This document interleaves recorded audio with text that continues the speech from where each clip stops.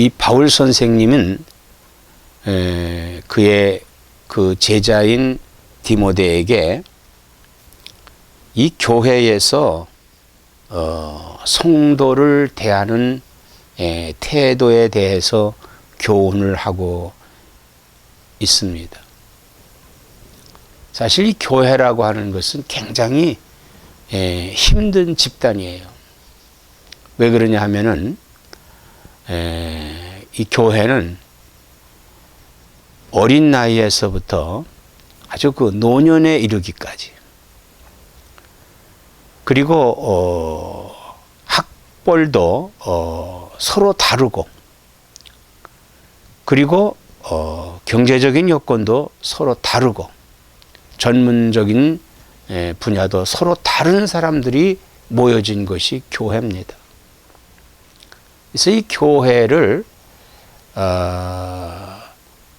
인도한다고 하는 것은 굉장히 힘든 일인데도 불구하고, 오늘날 그래도 교회가 건재한 것은 이 우리가 믿는 하나님, 우리가 믿는 그 하나님을 신앙의 대상으로 하기 때문에 각 사람들이 하나가 되는, 즉 신앙의 대상을 향해서 좁혀나가고 있기 때문에 그래도 오늘 교회는 건재한 가운데 있습니다.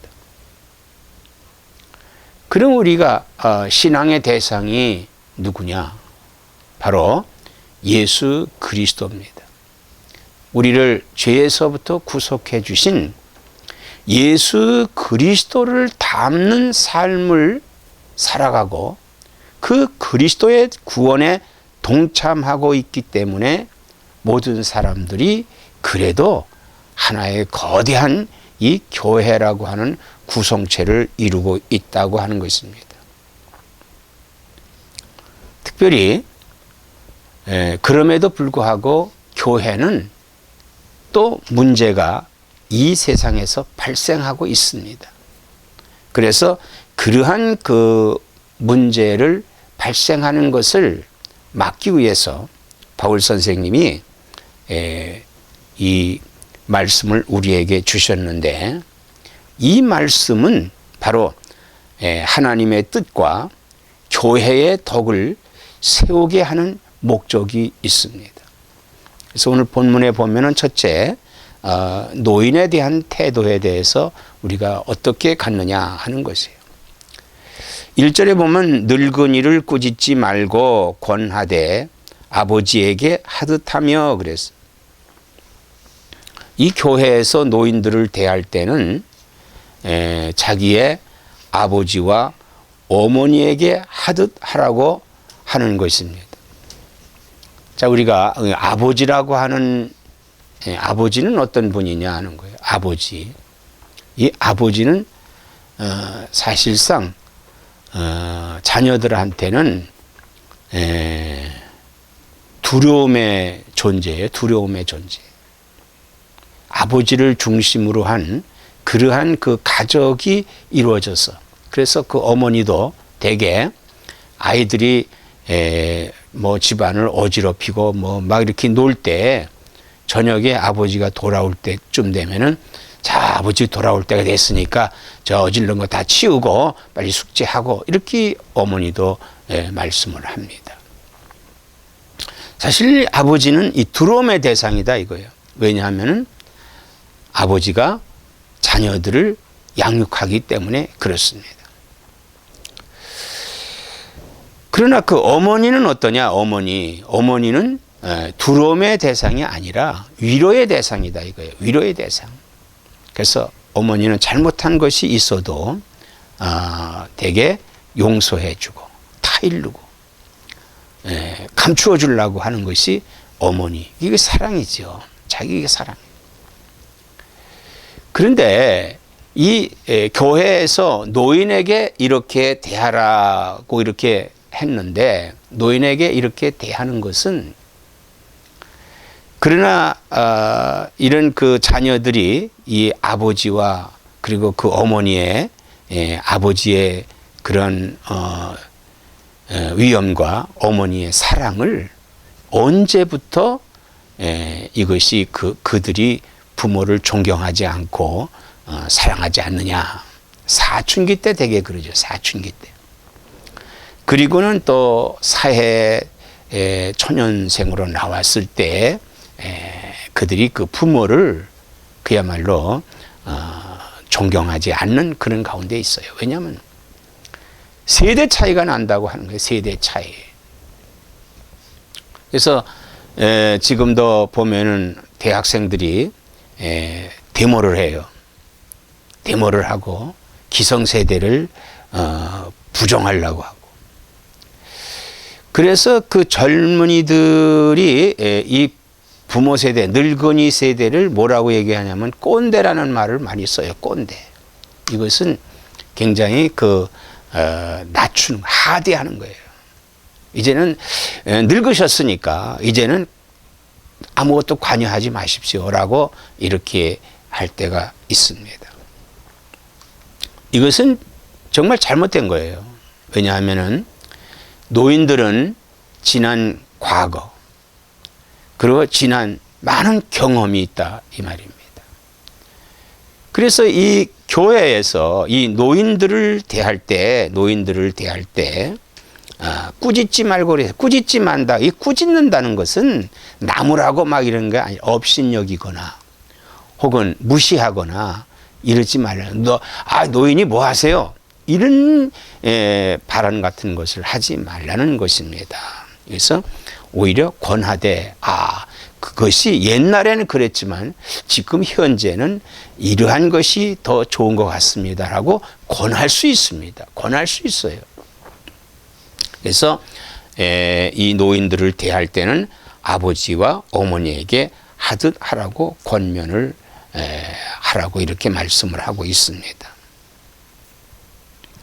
자, 이렇게 노인을 공경하는 것을 이 부모 그러니까 아버지와 어머니에 견주어서 말씀을 하고 있는 것은 성경의 약속이다 이거예요. 내 부모를 공경하라. 그러면 땅에서 잘되고 장수하리라고 하신 하나님의 말씀이 바로 약속이에요. 약속. 그러므로 이렇게 교회에서 이 노인에 대한 태도를 잘 갖춰야 되는 것이 중요합니다. 그 다음에 두 번째는 젊은이에게는 형제에게 하듯하고 그랬어요. 젊은이에게는 형제에게 하듯 하라. 그리고 젊은 여자에게는 온전히 깨끗함으로 자매에게 하듯 하라. 아마 오늘날 이 말씀이 과거에나 현재나 세대는 같아요. 여러 가지 문화와 문명의 차이는 있습니다만은 그때나 지금이나 이런 어떤 차이는 같아요. 이 젊다고 하는 것은 굉장히 혈기가 왕성하고 그리고 지혜가 아주 그런 발산이 되고 있는 그런 때다 이 말이에요. 그런데 이 젊은이들이 문제점이 뭐냐 하면은 젊은 사람들은 경쟁력이 많아요. 경쟁력. 그래서 이 경쟁력이 있고 무시하는 그래서 또 누르려고 하는 그런 자세도 있을 것입니다. 그래서 성경은 뭐라고 얘기하고 있냐면 형제와 자매에게 하듯 대하라 이렇게 했어요. 이 형제라고 하는 거 형제는 서로 달라요. 굉장히 다릅니다. 어떤 경우에는 혈액형도 다를 수가 있어요. 형제 간에. 그런데 또 어떻게 보면은 같아요. 같아. 이게 형제다 이거예요. 그러니까 우리가 젊은 사람들을 대할 때는 내가 내 형제를 대하듯이 하라고 하는 거예요. 그 다음에 젊은 여인을 대할 때는 바로 역시 자매에게 하듯 하라. 자매에게 하듯 하라는 거예요. 오늘날 이 교회에서도 이러한 문제가 참 중요합니다. 왜냐하면 전에 이 대개 교회는 이 젊은이들이 많이 모였어요. 근데 요즘 점점 이 젊은이들이 교회를 떠나는 그런 현상인데, 그래서 안타까운 일이에요. 이 젊은이들이 이 교회에서 지켜야 할 사항이 뭐냐면 형제와 같이 자매와 같이 하는 거예요. 어떤 이성적인 문제라든지 혹은 사회적인 이런 직업적인 문제를 교회 안에서 다루어서는 안 된다고 하는 것입니다. 오로지 신앙 속에서 한 형제와 자매와 같은 그렇게 서로 대하라고 하는 거예요. 그렇다면은 이건 뭘 가르쳐 주는 것이냐? 이것은 바로 가족 관계를 의미해 주고 있다고 하는 게 가족 관계. 서로 가족 관계로 이루어지고 있다는 거예요. 이스라엘을 우리가 성경에서 보면은 이스라엘의 가족 관계는 가부장적이지만은 아버지는 제사장과 같은 존재였어요. 교회의 중심은 이 아버지를 중심으로 한 그러한 신앙생활이 잘 이루어져야, 가족 중심으로 한 신앙생활이 이루어져야 된다고 하는 겁니다. 이 오늘날 그 하나님의 교회는 보이는 교회와 보이지 않는 교회로 나누어질 수 있잖아요. 즉 보이지 않는 교회는 전 우주적인 그리스도를 머리로 하는 그러한 교회예요. 그리고 로컬 처치, 즉 우리가 모여지는 각자의 교회는 보이는 교회다 이거예요. 보여지는 교회다. 이 보여지는 교회는 가족 같은 교회가 돼야 된다는 거예요. 가족 같은 교회. 그래서 이 가족 같은 교회를 이루기 위해서는 우리가 이 성도들의 상호 관계를 잘 맺어줘야 되는 거예요. 근데 사실 첫 번째 문제, 두 번째 문제는 우리가 교회에서 원만하게 잘 이루어지고 있어요. 근데 지금 이제 세 번째 말하고자 하는 문제가 좀 심각한 문제다. 세 번째는 3절에 보면은 참 과부인 과부를 존대하라 그랬어요. 참 과부인 과부를 존대하라. 성경에서 이스라엘에서는 그 과부를 구제의 제1순위로 잡았습니다. 그 당시에 과부에게. 그래서 그 이스라엘이 경작을 할 때 예를 들어서 이삭 줍기가 있잖아요. 이거는 과부들이라든지 가난한 사람들을 위해서 남겨놓는 거다 이거예요. 신약 성경에서도 이 초대교회는 이 과부들 때문에 문제가 됐어요. 왜냐하면 당시에 그 히브리파 과부와 헬라파 과부가 있었다 이거예요. 대부분의 그때 그 사도들은 대개 히브리 사람들이기 때문에 히브리파의 과부들에게는 구제가 골고루 이루어졌지만은 헬라파, 즉 사마리아라든지 이런 외국에서 돌아온 과부들은 잘 모르기 때문에 구제에 빠졌다는 거예요. 빈번히 빠졌다. 그래서 헬라파 과부들이 구제에 빠짐으로 인해서 헬라파 사람들의 그 언성을 사게 됐다. 그래서 문제가 생긴 거예요. 그러므로 이제 사도들이 자신들은 기도하는 일과 말씀 전하는 일에 전무할 테니 교회 일꾼을 세워서 그들을 골고루 섬길 수 있게 하자 해서 이제 직분, 즉 집사를 세우게 됩니다. 그래서 교회가 그 문제를 또 해결했어요. 이렇게 교회에 예수 그리스도를 중심하고 있지만은 이런 인적인 관계, 인과관계, 상호관계가 잘못됐을 때는 참 문제가 발생한다 이거예요. 그 문제가 오늘 이 3절에 참 과부인 과부를 존대하라 그랬어요. 존대하라. 존대한다는 것은 뭐예요? 잘 보살피라는 거예요. 잘 보살피라. 그러나 현재의 이 과부 문제, 과부를 가지고 이 문제를 다룰 것이 아니라, 물론 미망인이지 오늘 과부 이렇게 말합니다. 그 다음에 오늘날의 과부와 같은 그런 존재가 이혼한 사람들, 혹은 요즘은 또 싱글맘도 많이 있다 이거예요. 이런 사람들이 있어요. 그래서 이런 사람들을 존대해야 되는데, 그 존대라는 말은 뭐냐 하면요, 어떻게 보면은 그들을 잘 경계해야 된다는 거예요.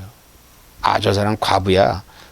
저 사람 이혼했어. 저 사람은 싱글맘이야. 뭐 이렇게 그냥 말로 행하면은 어떤 결과를 가져요? 마음의 상처를 입게 되는 거예요.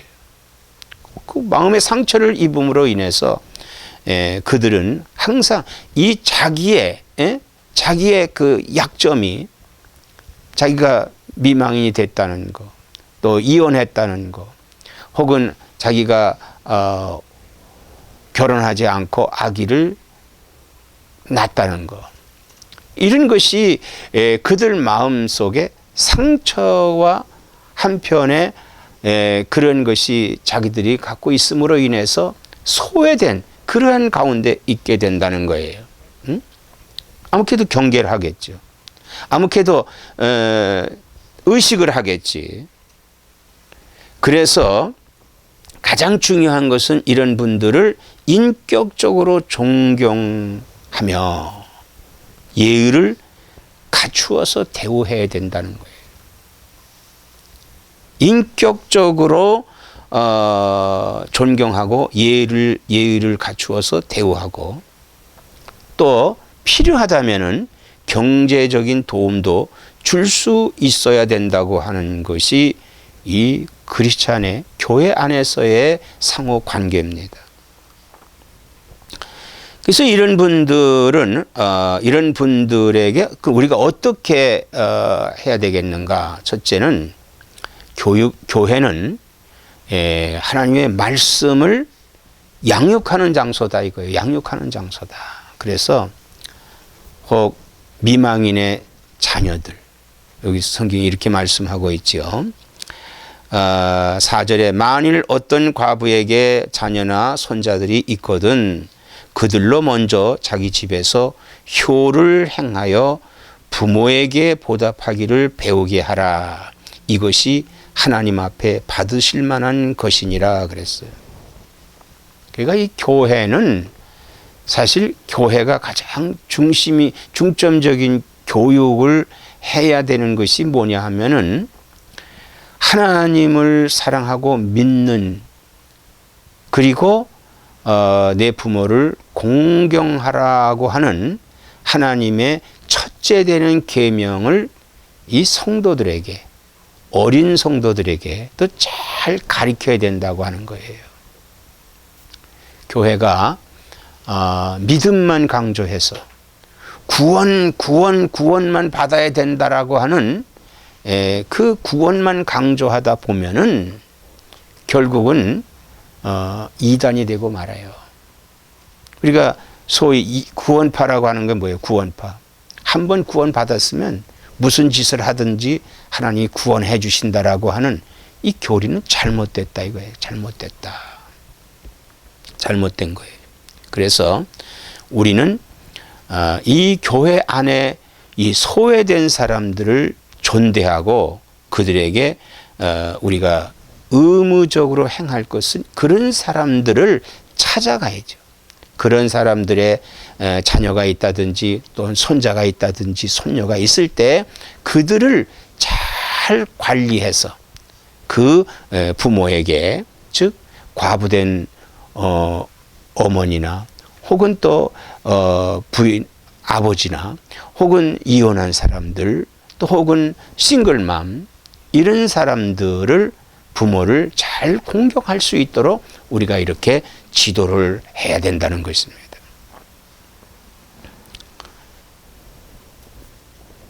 이것이 하나님 앞에 받으실 만한 것이다. 자, 받으실 만한 것은 뭐예요?